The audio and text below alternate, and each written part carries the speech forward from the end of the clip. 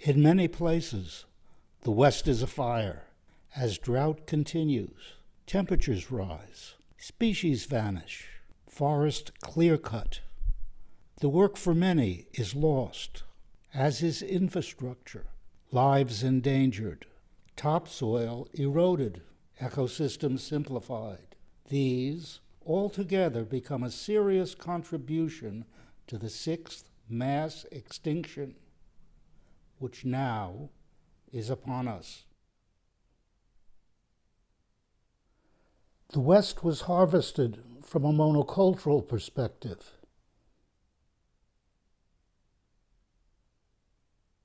The waste profound and pervasive. The capacity to regenerate impaired.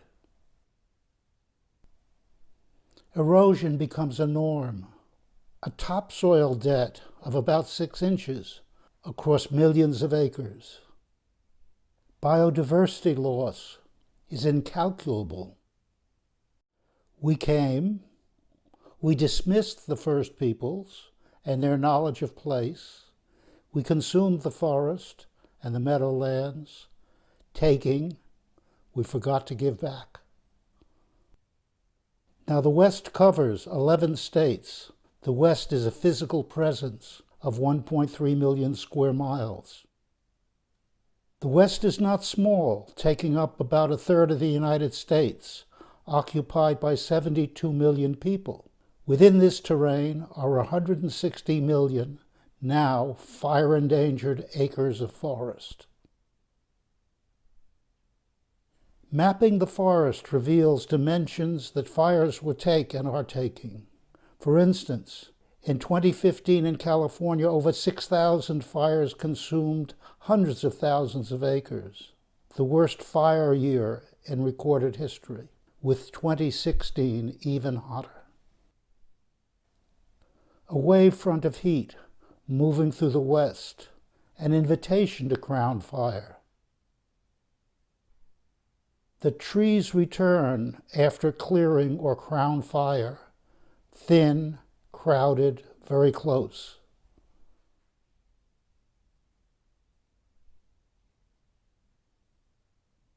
Density combined with drought invites fire.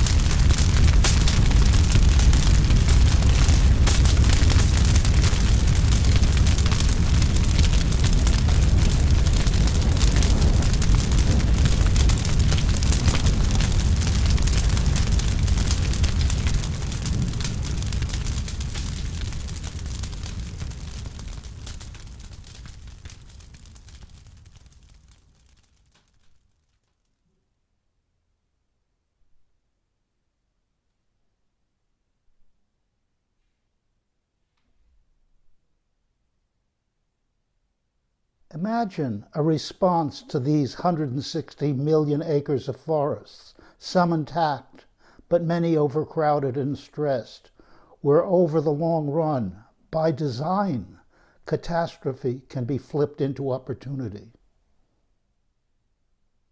The Sagehen Project. The 8,000-acre Sagehen Project, designed by people at the UC Berkeley Sagehen Field Station, is deceptively simple. An amazing agreement is discovered between sometimes opposing groups, like the U.S. Forest Service, Sierra Forest Legacy, Sierra Pacific Industries, Sierra Nevada Conservancy. Through 10 years of experimentation, the Sagehen Group has discovered that overgrown fire-endangered forest, when thinned to 40 to 60 trees per acre, in groupings dispersed variously according to the needs of the topology, the ground plane ecosystem emerges as fire tolerant, and catastrophic fire disappears. And the ground plane is made productive for biodiversity by the work of many. including a force majeure group art-science experiment in place at Sagehen to discover local resilient plant ensembles that can move into the landscape as existing growth dies back from temperature rise. When the risks of catastrophic fire disappears and ground fires self-extinguish, then the ecosystem is transformed into an open canopy forest, with meadowlands randomly appearing and carbon is sequestered, wood products abundant. Then the act of harvesting trees both nourishes the ecosystem, providing renewable material that revitalizes the economy, simultaneously storing massive amounts of carbon in the built environment. Excess growth is thinned by hand at an average of $1,000 an acre.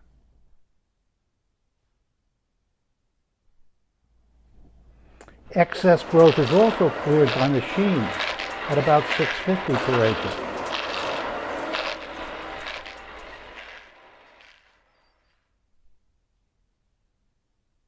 After thinning before first growth,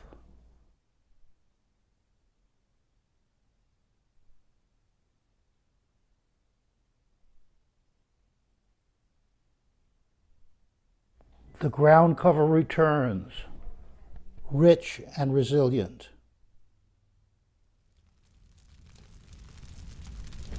And managed fire benefits the whole.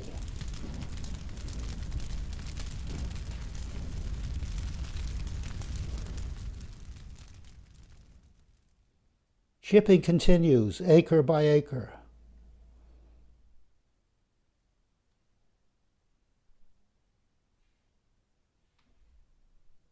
The result of all the thinning is turned into building materials.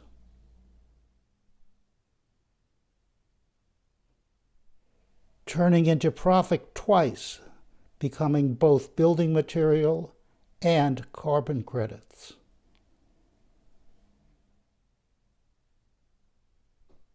If 1 cubic meter of wood in a building collectively sequesters 1 ton of CO2, then one 20-story wood building will act as a carbon sink for 3,100 tons of CO2, and 1,200 tons of CO2 emitted in construction of 20-story concrete buildings is prevented.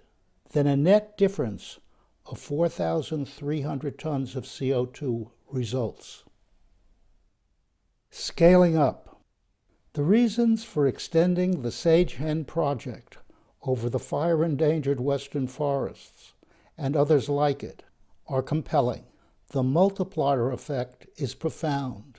If large-scale building with wood is developed city by city, creating thousands of local jobs and businesses, then gigatons of CO2 are retained, reducing greenhouse gases at close to planetary scale. A grand synthesis needs to be designed and put on the ground.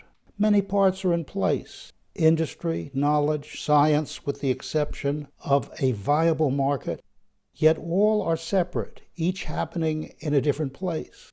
We propose a new category entitled Whole System Sites, where a grand synthesis can occur. A guiding metaphor appears. Assisting adaptation is collaboration with nature. A whole system site, the concept. Such a site, 20,000 acres or much larger, with a scientific community ensuring the health of the forest, its ground plane, and all dependent species. Twinned with the ecological imperative are production, manufacturing, and distribution facilities for forest products. And it is clear to all participants that all aspects of this work contribute to the continuing of the whole system site, while conferring benefit on those who work there. And let us remember, before second settlement, redundancy and diversity were the norm, with millions of square acres as the field of play. And let us remember the forest floor acted as a carbon sink.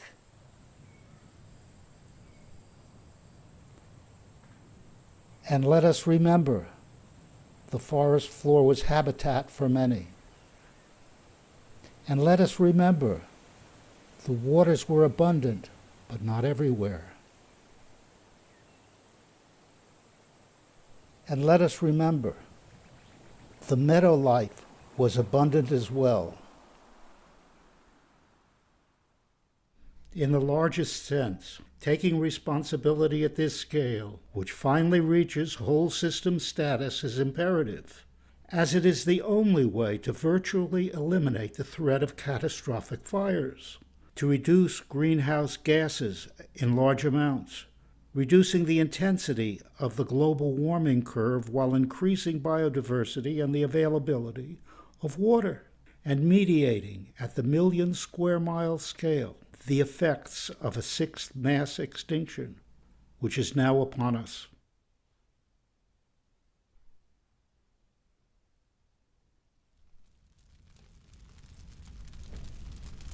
Confronting a $1.5 billion economic irrationality in California fire control. For instance, 15 million acres in California alone are at risk for catastrophic fire at a $1.5 billion a year containment cost.